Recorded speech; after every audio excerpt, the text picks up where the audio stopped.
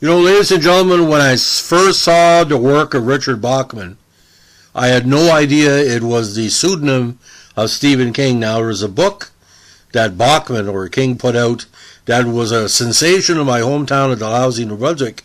A lot of people felt it could make a good horror movie or body horror movie. And when he did the movie, the cheese in this was beyond and beyond.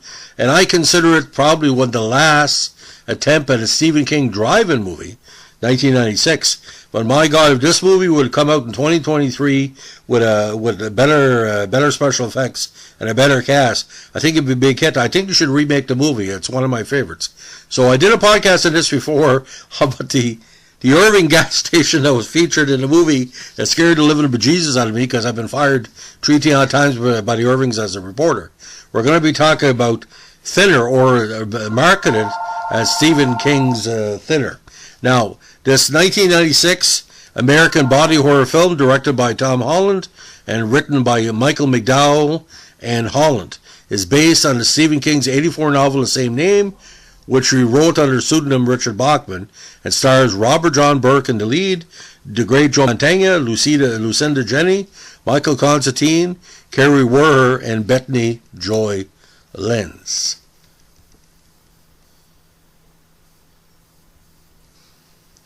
See, what makes Thinner an interesting Stephen King book and towards the movie is the weird juxtaposition of everything. You had mafia, you had gypsy, weight loss, curses, evil pies, Irving signs, all kind of stuff. Now, Thinner, again, is based on the main character, Billy Halleck, who's an obese upper-class lawyer who lives with his wife, Heidi, and their beautiful daughter, Linda, in Connecticut.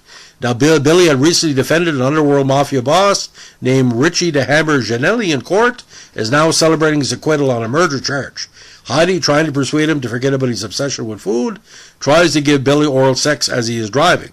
Distracted, Billy accidentally runs over an elderly Romani woman named Suzanne Lemke, killing her. He's acquitted in the proceedings by his friend, Judge Kerry Rosington. The local police chief, Duncan Hopley, also obstructs the case by committing perjury for Billy. Now, outraged by the injustice, Suzanne's father, Tadzgu Lemke, who probably is 130, places a curse on Billy on the steps of the courthouse by touching his face and uttering, "Thinner." Soon afterward, Billy begins to lose weight rapidly, despite not exercising or sticking to his diet. Heidi, fearing the weight loss might be due to cancer, calls Dr. Mike Houston, with whom Billy begins to suspect his wife is having an affair with. Billy learns that Rosington and Hopley have also been cursed. Rosington has been metamorphosed in a lizard-like being, while Hopley develops purulent ulcers on his face and hands. Both Rosington and Hopley commit suicide. Now Billy tracks down the Romani camp and tries to reason with Tadzu, and Tadzu threatens to make the curse worse if he doesn't leave. Gina, Tadzu's great-granddaughter, uses his slingshot to shoot the large metal ball bearing, which goes through Billy's hand, infuriating him into vowing revenge against Tadzu and the other Romani people who live there. White man from town. Billy enlists Janelli to attack the Romani camp and persuades Tadzu to lift the curse. Chanting a spell, Tadzu mixes Billy's blood into a strawberry pie. Looks more like rhubarb pie to me. Tadzu states that if somebody else eats the pie, the curse will kill them quickly and Billy will be spared. He urges Billy to eat the pie himself and die with dignity. Die clean, white man from town, die clean. But Billy refuses. Billy arrives home and gives Heidi the strawberry pie. She delightedly eats a piece. The next morning, Bill finds her desiccated corpse next to him. He is gleeful to be free of the curse and of what he believes is his disloyal wife.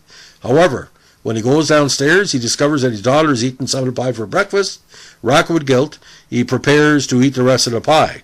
However, he is interrupted by Mike at the door. Mike grows uncomfortable and struggles to acclaim his unannounced presence, seemingly confirming Billy's suspicions of an affair between Mike and Heidi. Billy invites Mike for a piece of the pie and closes the door with a smirk. Now, the scene that you see at the end of the movie was a second version. There is another end to the movie, but I don't want to go into it too much. Now, in order to depict Billy Halleck as an overweight lawyer, makeup effects artist Greg Canham created a number of fat suits for actor Robert John Burke to wear, unlike what was done for Brendan Fraser for The Whale. Now, this was done along with latex pieces to make his face appear fatter. Cannon also designed a full-body suit with silicone breast implants, which Burke wore during a scene in which Billy is shown taking a shower. Now, Thinner received mostly negative reviews from critics. The film has an approval rating of 13% on Rotten Tomatoes based on 22 reviews, with an average rating of 3.3 out of 10. I give this 7 out of 10. To me, it's a great movie. Maybe I'm one of the few movie critics or columnists that really get it. The critical consensus reads a bland, weightless horror film that seems to want to mock itself as the proceedings drag on. On Metacritic, the film has a weighted score of 33 out of 100 based on 14 critic reviews. Now, James Berardinelli gave the film 2 stars out of 4 rating. Thinner could have been an opportunity to examine the ethics of a slick lawyer who refuses to accept responsibility for his actions. Unfortunately, questions of morality are of secondary importance for a film that emphasizes its death wish aspects.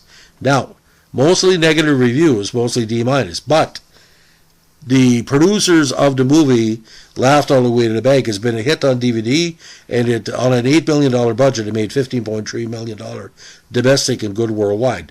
Now, get this. Distributed by Paramount Pictures in the United States, but Warner Brothers internationally. It was part of Spelling Films International, so you know why it was a movie that can make money. Now, directed by Tom Holland, who has did a good job with this. Now, for me, it really stands out because you get a bunch of no-name actors, and it felt like an extended Twilight Zone or Night Gallery episode. It might have been better as a spelling TV movie of the week, but he put it at the theaters, and of course it made his money back, because other than Joe Mantegna, probably didn't cost anything. So, ladies and gentlemen, that's the story about Thinner, and to see the amalgam, and like I said, there's amalgam of all crazy stuff, and let's go over it again, okay? You have a wife that's willing to give head to a 325-pound man. You have the evil lawyer, the evil judge, the evil cop, the gypsy daughter, who is 95 years old, the gypsy father, who is 120, the lady from Sliders, the beautiful actress who plays like a cliche gypsy wench. You have the shootout, you have mafia connections, you have the Irving sign, the evil pie, a lot of food eating, product placement, all kind of craziness. But like I said, it feels again like an extended Twilight Zone meets Night Gallery episode. And for me, I love those type of movies. So I could watch Thinner every day of the week and not get thinner. You know what I'm saying? So if you like what you're doing or Stephen King podcast, let us know with a like, comment, subscribe, or share, or super chat. And remember, requests are always accepted and always highly considered. Thanks for listening.